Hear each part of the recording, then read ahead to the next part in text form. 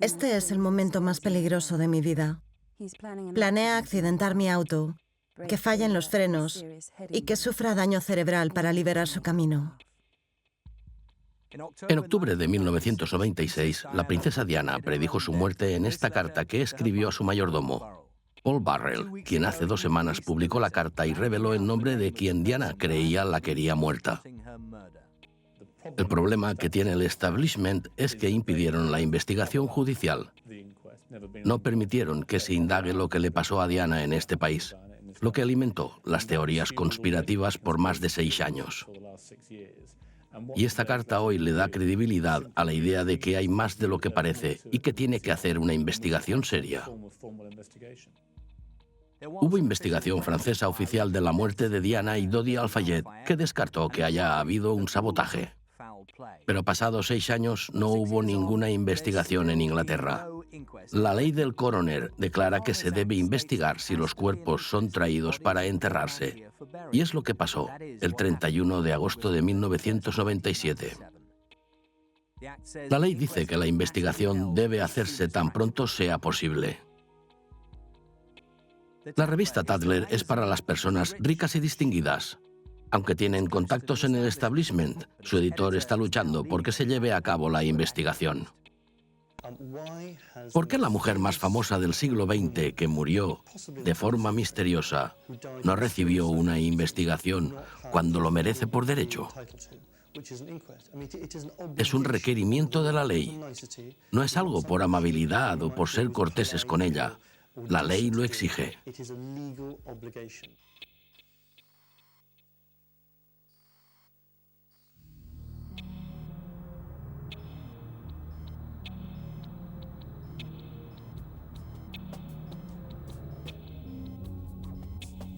20 minutos pasados la medianoche, el 31 de agosto de 1997, la princesa Diana y Dodi Al-Fayed salieron del Hotel Ritz en el centro de París. Y de las 4 personas en el Mercedes, solo su guardaespaldas, Trevor Rhys-Jones, sobrevivió.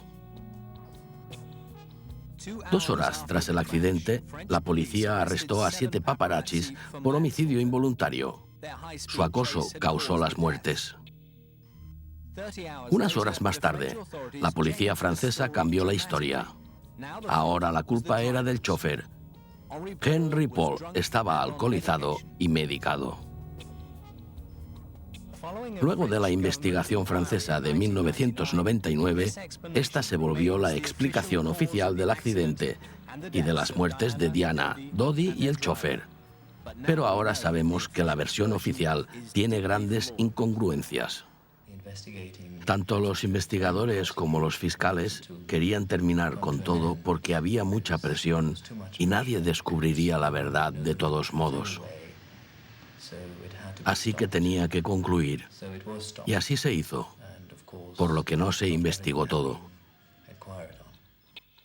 Se nos dio permiso de filmar un informe con 27 volúmenes de datos confidenciales recolectados por la policía francesa, que nunca antes se presentaron al público.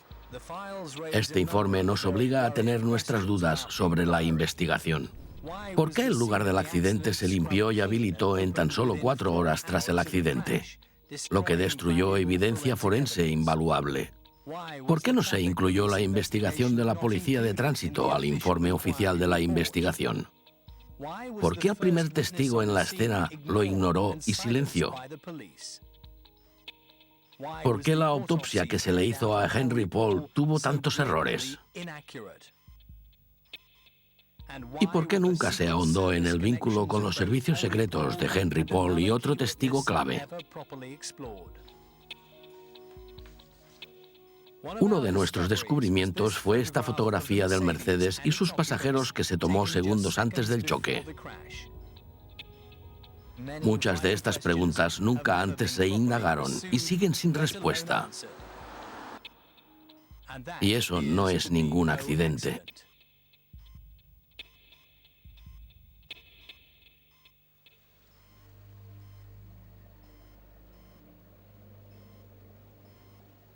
En julio de 1997, la princesa Diana y sus hijos pasaron 2 semanas en Saint-Tropez como invitados de los Al-Fayeds. Era una mujer libre, recién divorciada, que tuvo un romance de 2 años.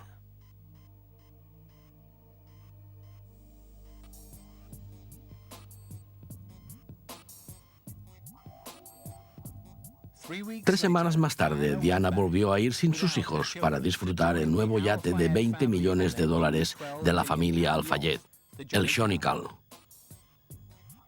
Durante el viaje, Diana hizo pública su nueva relación con Dodi Al-Fayed.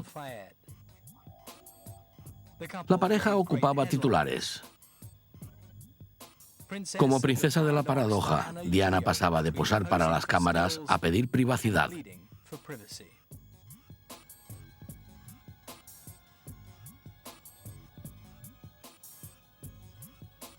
El sábado 30 de agosto, Diana, Dodi y el guardaespaldas Trevor Rhys-Jones volaron en avión privado de Sardinia, donde el Chronicle había atracado. Se dirigían a París, donde los paparazzis les esperaban en el aeropuerto, incluido el fotógrafo Fabrice Chattery. Sus fotos capturaron un momento histórico. Aquí ves a Trevor y Keith Winfield, que bajan del avión. La primera vez que los 4 pasajeros en aquel fatídico Mercedes se conocieron. En ese momento estábamos con los de la aduana.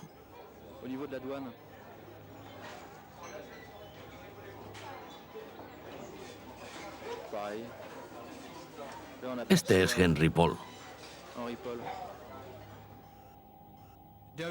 Dodi era cercano a Henry Paul, el encargado de seguridad del Ritz, y una de las personas clave de esa noche. Un hombre con un pasado turbulento.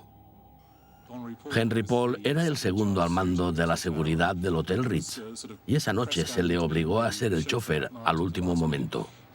Era hace mucho un agente del servicio de inteligencia, porque le daba información a los servicios de inteligencia sobre lo que pasaba en el Hotel Ritz a cambio de dinero.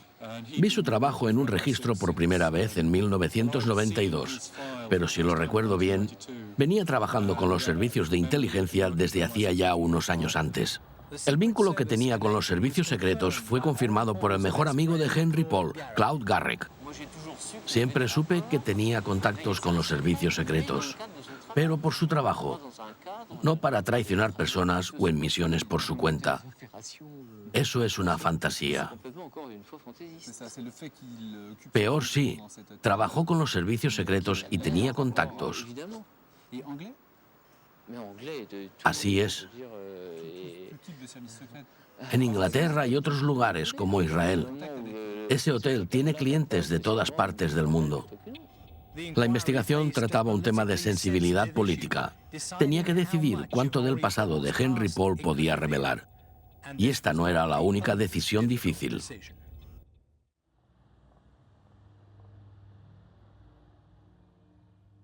Henry Paul acompañaba a Diana y a Dodi a la mansión Windsor, donde vivieron Eduardo VIII y la señorita Simpson en París, que ahora era propiedad de la familia Al-Fayed.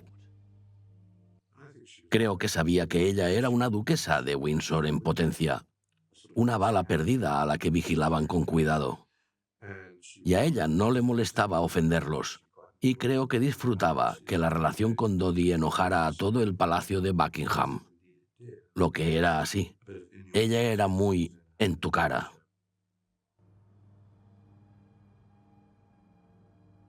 Conducieron hasta el apartamento de Dodi, número 1 de la calle de Seine, cerca de Étoile.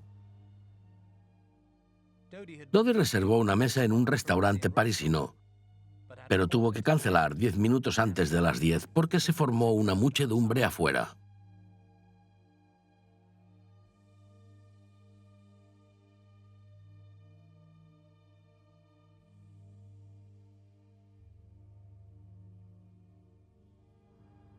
Diana y Dodi regresaron al Ritz, el gran hotel propiedad del padre de Dodi, Mohamed Al-Fayed.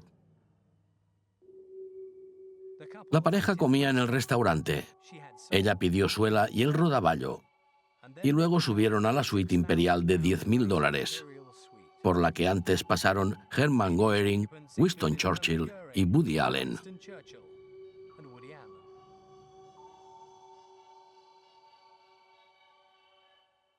Henry Paul salió del trabajo a las 19 horas, pero 2 horas después se le pidió que regresara al Ritz.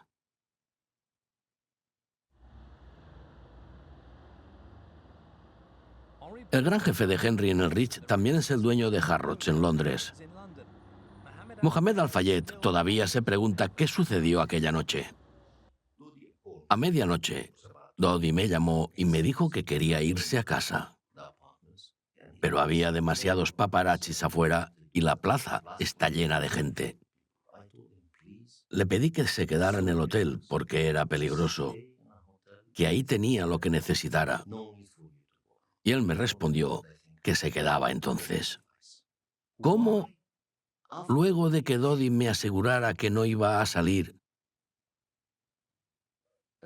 llegó Henry Paul a medianoche y hablándole unos minutos lo convenció de inmediato. Le dijo, no va a haber problemas. Salgamos por la puerta trasera. Conozco el camino. Ya preparé todo. Así convenció a Dodi, quien lo siguió, y aquel hombre dijo que todo estaba arreglado, que tenía champán y que celebraría en el apartamento.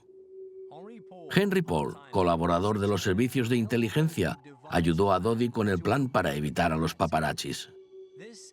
Este vídeo amateur es el único registro de lo que pasaba frente al Ritz. Se ve que hay alguien importante allí. Los turistas y paparazzis esperaban a la reconocida pareja. Henry Paul le dice a la muchedumbre que la pareja se irá pronto en su Mercedes. 5 minutos después, lleva un segundo Mercedes y estaciona en la puerta trasera del Ritz. Henry Paul, la princesa Diana y Trevor Rhys-Jones se suben, con Paul al volante. Mientras tanto, en el frente del Ritz, la gente se va en sus autos al darse cuenta del engaño. El truco de los 2 Mercedes no sería de James Bond, pero le dio una ventaja al auto de Diana y Dodi. A perseguir a la princesa Diana. El camino más corto del Ritz al apartamento de Dodi era por los Campos Elíseos, pero en Concord el auto dobló a la izquierda y no a la derecha. Luego aceleró por la orilla del río Sena. Se alejaba del apartamento de Dodi, pero la investigación francesa jamás se preguntó por qué tomaba este camino. Es un misterio el por qué, el dónde estaban, porque hay muchos caminos al apartamento al que se dirigían. Estaba en la cima de los Campos Elíseos. Pero no se dirigían a los Campos Elíseos. Donde estaban es incomprensible. Al acceder al informe, descubrimos que la mayoría de testigos no vieron el choque porque estaban en la entrada o a la salida del túnel. Resulta inaudito que la investigación ignorara a un testigo crucial que estaba detrás del Mercedes. Su nombre es Eric Pettel. Estaba antes de la curva. Vi los faros parpadear. Era un auto que iba rápido. Y luego escucho la implosión. Pensé que había sido mi tubo de escape. Pettel no fue el único que escuchó el peculiar sonido. Estaba Clive Gurujudu, que estaba en el puente sobre el túnel Alma. También era chofer y estaba esperando que sus clientes salieran de comer o el cine. Esperaba fumando sobre el túnel Alma. Y escuchó este auto que iba en su dirección y un sonido muy alto. Yo recuerdo que él pensó que quien manejaba pasó a neutral y apretó el acelerador. Lo describió así, como el sonido de un auto de carreras con el cambio equivocado. Como había comprado mi moto hace poco, pensé que ese era el ruido. ¿Y qué hice? Fui frenando para ver si la moto se había roto y entonces, en ese momento, escuché un boom. Fue el choque.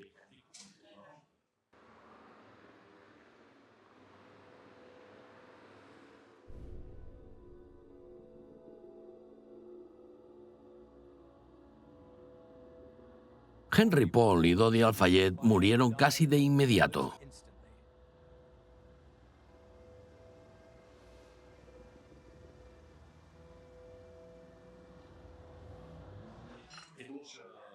Tomé a la persona sentada atrás. Se había golpeado contra la parte trasera del asiento del copiloto y estaba doblada encima. Así que intento moverla.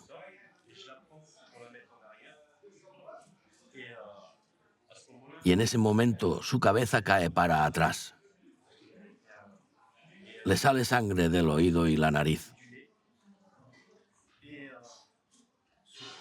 Y me resultó raro, porque la conocía. Patel vino a esta cabina y llamó a los servicios de emergencia. Luego fue a la estación de policías más cercana. Estaba temblando. Tiré unos documentos al piso y llamaron a más policías para intentar calmarme. Cuanto más me intentaban calmar, más molesto me ponía. Les gritaba, ¡hagan algo! Por fin consiguieron sujetarme y me pusieron esposas. Querían traer más policías. La princesa Diana estaba muy lastimada cuando se golpeó contra la parte de atrás del asiento de Trevor Rhys-Jones, pero no quedó atrapada bajo el metal. Bajo la luz del flash se aprecia la destrucción.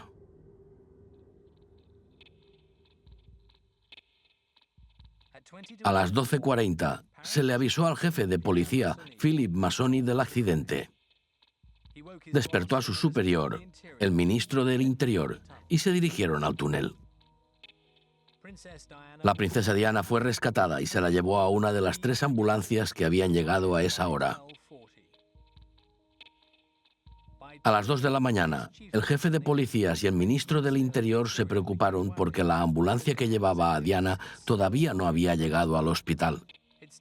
La ambulancia se detuvo en 2 ocasiones, primero a 1 kilómetro del túnel Alma y luego a solo 275 metros del hospital.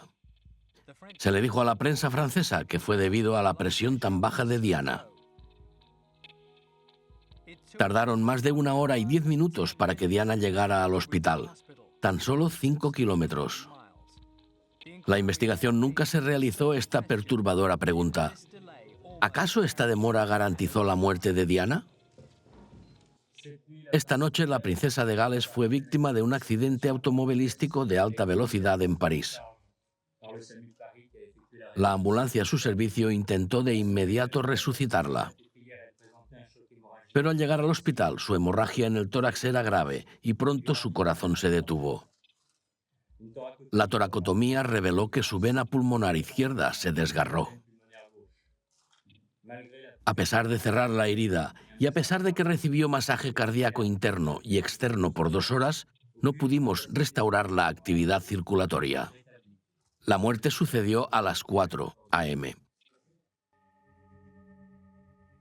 Al poco tiempo, arrestaron a los paparazzis y se volvieron el primer grupo de culpables. Con los fotógrafos tras las rejas, la policía ignoró lo que dijo Patel. No había visto paparazzis a su alrededor ni del Mercedes. Y lo que lo sorprendió fue estar en una camioneta con esposas puestas y que se lo llevaron a la sede central de la policía parisina. Y entonces un oficial superior, no voy a decir su nombre, dijo que sería mejor que mantuviera un perfil bajo. Se sintió como una amenaza. No sabía quién era entonces. El relato de Patel nos hace creer que el oficial era el jefe de policía Massoni. Nos intentamos contactar con él, pero jamás dio respuesta. Me dijeron que no era posible que el accidente ocurriera así. ¿Te dijeron que no era posible que sucediera así? Sí. ¿Qué querían? No me lo dijeron. Cuando te dijeron que no era posible, ¿te sugirieron cómo pasó? No, como si yo no hubiera estado allí o visto nada. Esa noche, la policía avisó a la prensa que Pettel mentía. El editor en jefe de Match recibió la historia por parte del abogado de Pettel 3 días después. 2 o 3 días después, tuve una charla con él. No fui tan abierto como podría haberlo sido, porque era precavido. No confío en lo que viene fácil. Me preocupa. ¿Qué sé sobre Pettel? Sé que fue a la policía y lo interrogaron en la brigada criminal. Y sé quién lo interrogó.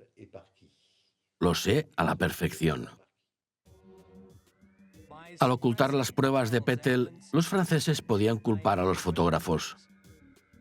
A partir de septiembre, el abogado de Pettel les pidió a los investigadores que escucharan a su cliente. Aceptaron recién a los 7 meses. Y luego le pidieron a la policía que aclarase por qué la declaración original de Pettel desapareció. Y si fue a la policía, debería haber un informe de su declaración, pero parece que no está. Nunca se redactó. ¿Y qué piensas al respecto? Me asombra mucho por varios motivos.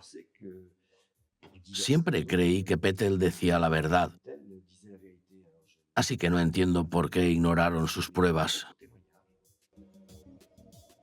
La policía dijo primero que Pettel era un mentiroso y luego que no habló con claridad. Sí hubo una llamada a los servicios de emergencia, como declaró Pettel, pero quien llamó dijo estar en la avenida Marceau, no Alma Marceau.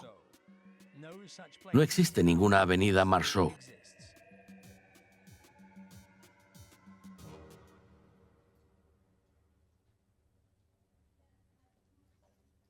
El jefe de seguridad de Harrods trabajó en Scotland Yard durante 26 años. Mi mayor preocupación fue que el guardaespaldas decidió no tener un vehículo de protección de respaldo, lo que va contra nuestras reglas. Eso me extrañó.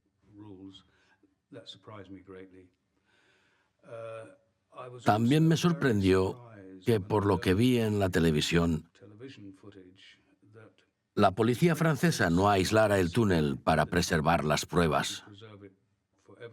Sea esto un accidente de tránsito o no, algo de esta magnitud que involucraba a Diana, la princesa de Gales, la escena debió haberse preservado.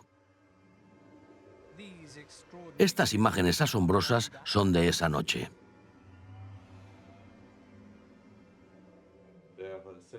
A las 7 de la mañana fui al túnel de Alma. Fui a ver la escena. Creí que estaría cerrado, pero me desconcertó. Estaba abierto por completo. Fue una sorpresa. Era Diana. Había muerto. Fue algo grande.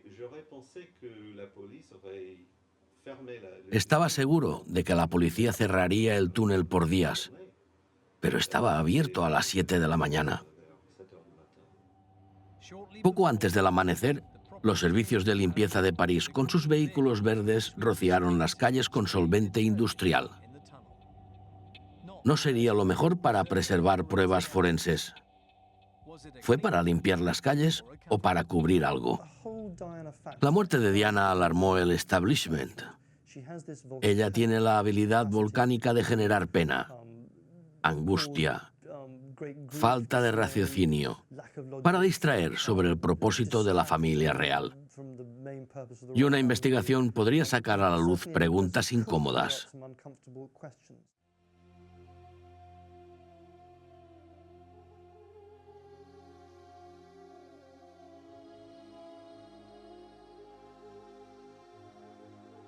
La mujer más famosa en el mundo falleció.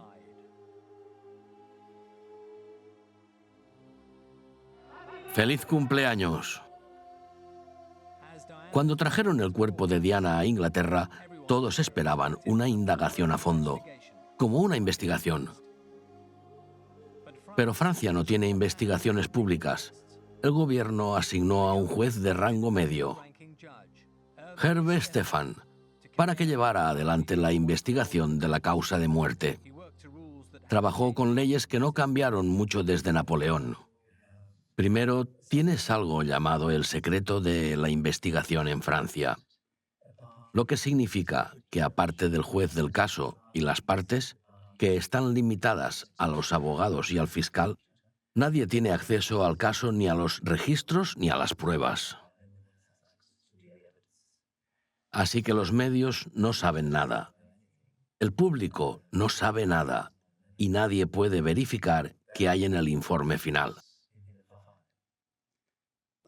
En Francia es un sistema acusatorio, donde un oficial del Estado conduce la investigación con ayuda de la policía. A los oficiales les paga el Estado y están obligados a este. Uno, por las circunstancias, se pregunta si los que están arriba del todo pueden ejercer influencia o no.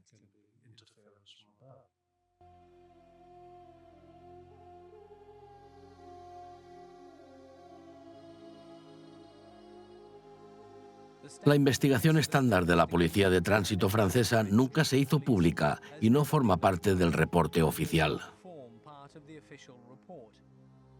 Pero Patrick Claubel, un reconocido fotógrafo francés, habló con los policías a cargo de la investigación original del choque. Hicieron su propia investigación, pero luego los presionaron de los Elíseos para que se mantuvieran callados, lo que no les agradó demasiado, porque la investigación era de ellos y es su trabajo. No les gusta que los mandoneen cuando hacen su trabajo con honestidad. A las 36 horas del accidente, las autoridades francesas cambiaron de perspectiva. No era culpa de los paparazzis, sino que de un conductor alcoholizado, cosa que siguen afirmando. La Fiscalía de París acaba de anunciar que quien conducía el auto donde la princesa Diana falleció, Henry Paul, triplicaba el límite legal de alcohol en sangre para Francia y duplicaba el inglés. También hay pruebas de la velocidad a la que iba el auto. El velocímetro marcaba los 190 kilómetros por hora. A menos de 24 horas del accidente se reveló que el causante fue un conductor alcoholizado, borracho como una cuba, que iba a 192 kilómetros. Son declaraciones falsas. Lo eran entonces y lo siguen siendo. Una de las razones por la que lo sabemos es que la declaración salió a la luz antes de que los análisis del cuerpo de Henry Paul estuvieran completos. Así que no había un informe del análisis con esos datos e igual dijeron que estaba muy borracho. También dijeron que el velocímetro marcaba 192 kilómetros por hora. Pero eso lo refutó Mercedes, que aseguraron que en el impacto el velocímetro vuelve a cero. Y eso es algo que tuvieron que reconocer de inmediato. La investigación intentó averiguar la velocidad del auto. Se le pagó a Mercedes 250.000 libras para hacer pruebas de choques, aunque sus técnicos nunca pudieron acercarse al vehículo. Lo que no está en el informe es otra perspectiva que pudo dar un resultado rápido y claro, lo que Chauvin supo por la policía de tránsito. Pero dijo un tipo harto de toda la presión: te voy a mostrar una foto y si algo malo sucede, quizá me la olvide sobre mi escritorio y puedas llevártela. Y era una foto con flash sacada en la entrada del túnel, porque entonces en la entrada había una cámara que sacaba una foto con flash frontal si pasaba el límite de velocidad, que eran 60 kilómetros por hora. Y es una foto frontal, así que se ve la gente en el auto y la puedes reconocer. Y en esa foto los reconoces a todos y dice la velocidad y la fecha. ¿Cómo se veían las personas en la foto? El conductor se veía normal. No le conocía la cara antes.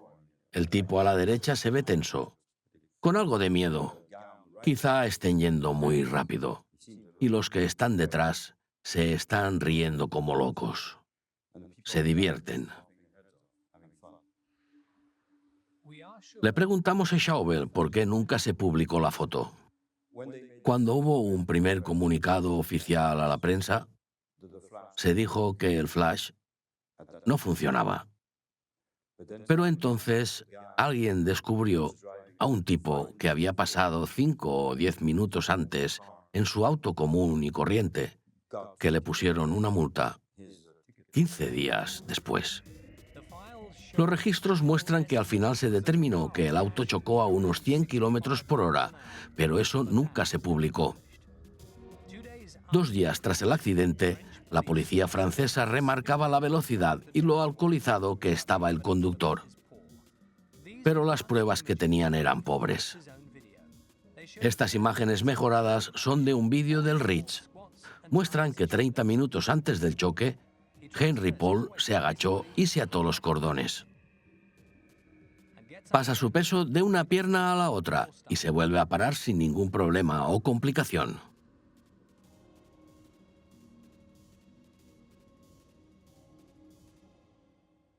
Paul pasó 2 horas antes en su camino al Ritz junto a Trevor Rhys-Jones. ¿A Trevor Rhys-Jones le parecía que Henry Paul estuviera borracho? No, en absoluto. De hecho, nunca hubiera permitido que nadie que él pensara estaba borracho se pusiera a conducir un auto. Era una parte fundamental de su trabajo al asegurar la seguridad de la pareja. La autopsia oficial de Henry Paul estuvo a cargo del profesor Dominique Lecomte y el doctor Gilbert Pepin. Concluyeron que en sangre Henry Paul tenía 1,74 miligramos de alcohol, el doble que lo permitido en Inglaterra. También había rastros de medicamentos legales y un 20,7% promedio de monóxido de carbono, un nivel altísimo que da lugar a comportamiento errático. Es imposible. Con 20% de monóxido de carbono no puedes manejar, ni siquiera pararte. Vomitas y te duele la cabeza. La gente habría visto que Paul estaba raro. Y los guardaespaldas le habrían prohibido tocar el volante.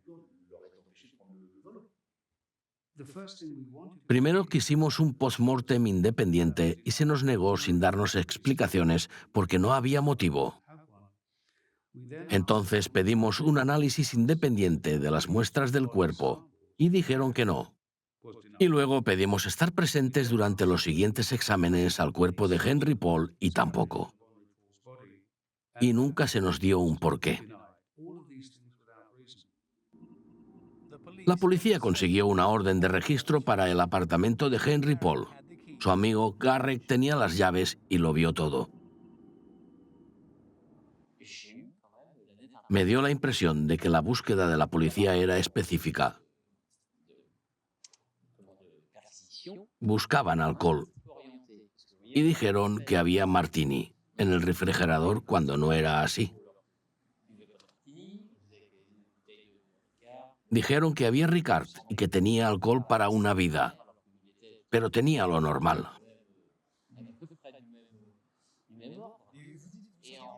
¿Dices que la búsqueda era específica?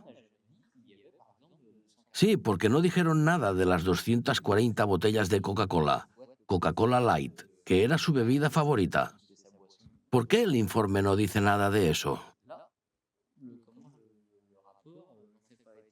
Remarcar el alcohol, pero ignoras las bebidas sin alcohol distorsionan las cosas. ¿Buscaban medicamentos? Claro. ¿Y había? No, no encontraron ningún medicamento. A la familia Paul se le negó acceso al contenido de estas botellas. Las muestras de orina y sangre de su hijo. Con apoyo de Al-Fayed, consiguieron que 4 de los mejores patólogos de Europa revisaran el informe post-mortem. Diseccionaron la autopsia y enlistaron 28 errores críticos que hicieron el procedimiento poco fiable. Algunos fueron: la autopsia no fue cronometrada. No hubo una descripción precisa de cómo se identificó el cuerpo de Henry Paul. Sin explicación para él, 20,7% de monóxido de carbono. Las conclusiones finales de los 4 patólogos fueron muy críticas. Los resultados del monóxido de carbono en sangre son inexplicables, como también lo son la actitud del Dr. Pepin y el profesor Lacombe, quienes presentaron argumentos sin riesgos ni valor científico para justificar sus resultados. Se debe considerar con seriedad la hipótesis de que hubo una confusión con las muestras. Había otros 22 cuerpos en la morgue esa noche. La familia de Paul, con el apoyo de Al-Fayed, demandó al Estado para obtener las muestras y con una prueba de ADN ver si se trataba de la sangre de su hijo. El fiscal general francés se encargó del caso, pero la familia no ha tenido éxito. El juez dijo en privado que la sangre era un misterio, pero no indagó más en el asunto. Su poca voluntad de investigar el vínculo de Henry Paul con los servicios de inteligencia sorprendió a Richard Tomlinson. Pensé que revisaría los documentos y los detalles más en profundidad, pero no fue el caso. Podría haber accedido a los archivos con suficiente presión a los servicios de inteligencia, meterse a los niveles más altos. Pudo haber pedido el informe que le negaron a Al-Fayed. Pudo haberlo hecho. Sin dudas, no le habría gustado a los servicios de inteligencia. ¿De verdad? Esta fue una de las múltiples líneas de la investigación que los franceses se negaron a seguir. Para Mohamed Al-Fayed fue una tragedia personal, pero podía volverse un problema de negocios. Los abogados de Trevor Rhys-Jones querían que la investigación considerara que el Ritz y la empresa dueña de la limusina Mercedes fueron negligentes. A la limusina le habrían robado 3 meses antes y le quitaron las piezas electrónicas. ¿La reparación fue bien hecha? Intentamos reorientar la investigación por otro lado, hacia la limusina Mercedes y el Ritz. Pero a esas alturas, tanto los investigadores como los fiscales querían que finalizara todo. Porque había mucha presión, porque nadie sabría la verdad real de todos modos. Así que tenía que concluir y así se hizo. No se investigó todo.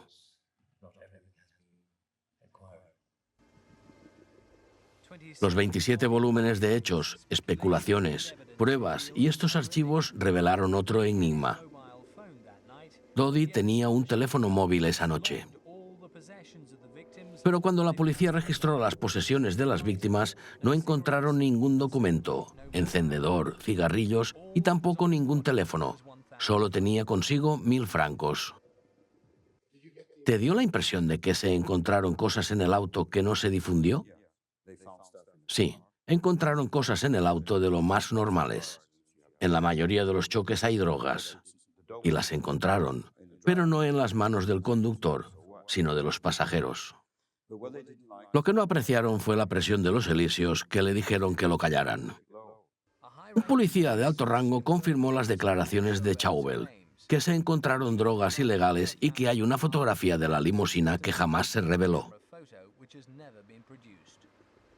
Algunas pruebas desaparecieron. Algunas pruebas no se tomaron en serio. En el registro aparece esta foto que se tomó entre los 20 o 22 minutos tras la medianoche. Hubo 1 o 2 fotografías que se tomaron frente al auto. Alguien tiene que conducir el auto para que se saque la foto. En especial porque se ve a Trevor Rhys-Jones viéndose al espejo. Pero no se puede decir dónde se sacó. Se la sacó de alguna parte del túnel, pero no sabemos si al principio, el medio o luego de algún accidente o algo. Pero la sacaron dentro del túnel. Sí. ¿Pero quién tomó esta foto? Quizá nunca lo sabremos. Tras 17 días del accidente, los paparazzis no estaban arrestados por homicidio involuntario, pero se los acusó de no ayudar a las víctimas. La investigación filtró que Henry Paul estaba borracho. Y entonces otro descubrimiento que aclaraba cómo sucedió el accidente. La policía anunció que encontraron restos de un Fiat Uno blanco en el túnel. Se sugirió que el Fiat Uno estuvo delante del Mercedes. El espejo retrovisor del Mercedes se encontró con rastros de pintura y restos de la luz trasera de un Fiat. El Mercedes se golpeó con la pared a la derecha y luego se estrelló con el 13º pilar en medio del túnel. La policía anunció una operación de búsqueda masiva, pero solo interrogaron a los dueños de Fiat Uno blancos de París. No llegaron a nada. Pero los detectives de Al-Fayed hicieron un mejor trabajo y encontraron este Fiat Uno. Habían arreglado su luz trasera y era de un paparazzi. Su nombre es James Anderson. Su pasado es más misterioso que el de Henry Paul. James Anderson habló sin problemas sobre ser dueño de un Fiat Uno blanco cuando lo entrevistaron en la televisión. Tengo una buena historia sobre este Fiat. Recorrió más de 325.000 kilómetros. Hace unos años le saqué unas fotos a Giovanni Agnelli, jefe de Fiat en su yate. Le saqué unas fotos y luego me lo crucé en Saint-Tropez. Y le dije que hice 200.000 kilómetros con el auto y me dijo, artista, si haces 500.000 kilómetros te doy uno nuevo. Solo me preocupa algo, que me faltan 175.000 kilómetros. Ese verano, James Anderson fotografió a Diana. Era un paparazzi con vínculos a políticos del más alto nivel. Fue el fotógrafo oficial de un primer ministro francés y con otro, Lionel Jospin. Hasta anduvo en moto. Por su historial, los servicios de inteligencia francesa decidieron investigarlo, según nos contó un oficial de alto rango.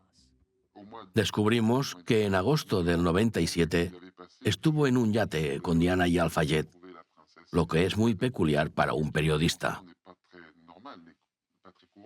Y no por un par de horas, sino por 2 o 3 días.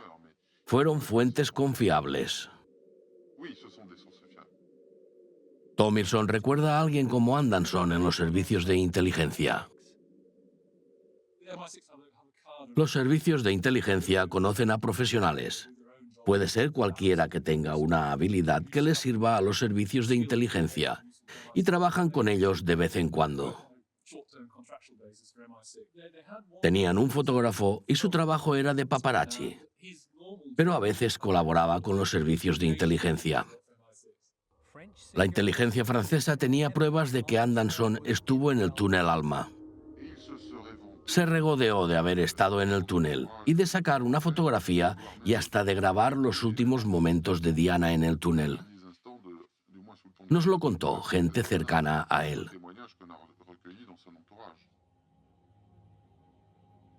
La viuda de un amigo de Anderson confirmó que él afirmó haber estado en la escena.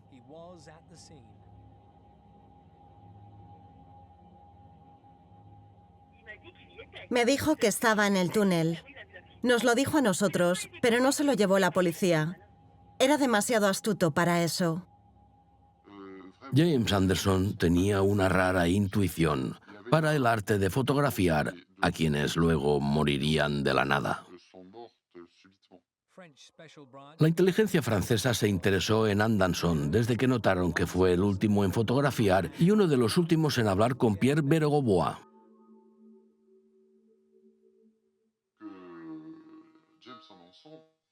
No creo que James Anderson trabajara solo.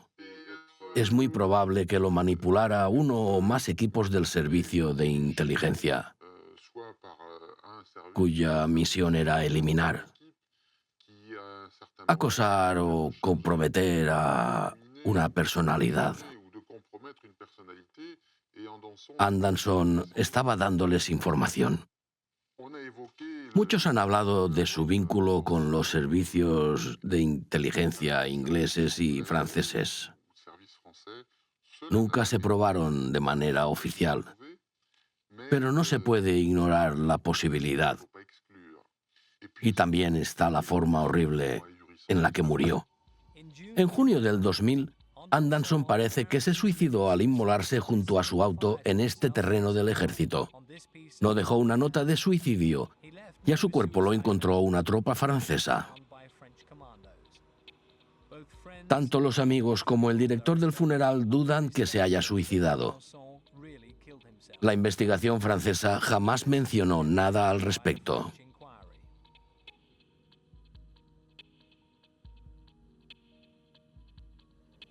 Según la ley inglesa, tiene que investigarse la muerte de todo ciudadano que muera en el extranjero en circunstancias peculiares o misteriosas. El caso de Diana y Dodi Al-Fayed. Aunque murieron en 1997, no se inició la investigación hasta 2004. El coronel real necesitaba dos cosas: iniciar de manera formal la investigación y luego pedirle al excomisario de la Policía Metropolitana, jefe de la policía, Lord Stevens, que revisara la investigación francesa del accidente. Lord Stevens llevó a su equipo a París y le dieron acceso a un montón de documentos a los que los periodistas no tenían acceso fácil. Y fue crítico. Dijo que los franceses no habían investigado bien. Tenemos nuevos testigos y pruebas forenses. Pero tuvimos otra oportunidad en 2006.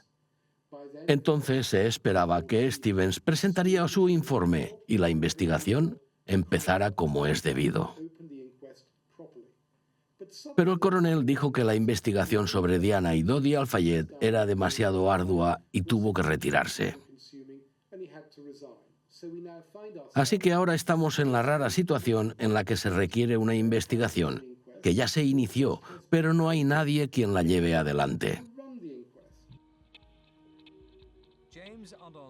James Anderson es uno de los motivos de la presión para no ahondar en las irregularidades de la investigación.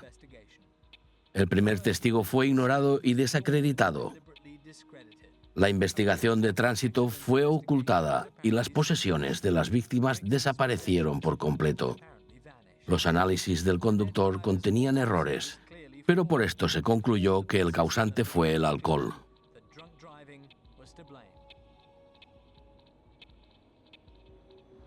El conductor y otro de los pasajeros tenían vínculo con los servicios de inteligencia, pero no se indagó en esto. Culpar al conductor, como lo hicieron las autoridades francesas, puede ser conveniente o hasta político. Pero los motivos reales del accidente son complejos y poco claros. La revelación de que Diana creía que iba a ser víctima de un accidente hizo que se reavivara el interés por una investigación. Fue un trato de tercera para una tragedia tan importante. Es difícil entender por qué no hacen nada y dan excusas como que esperan que finalice la investigación francesa. Eso ya terminó. O excusas como que queremos tener todos los testigos. Los testigos ya están ahí como siempre. No se abrió la investigación en 2006 y tampoco en 2007. Con suerte en 2008, a 11 años del choque en el túnel Alma.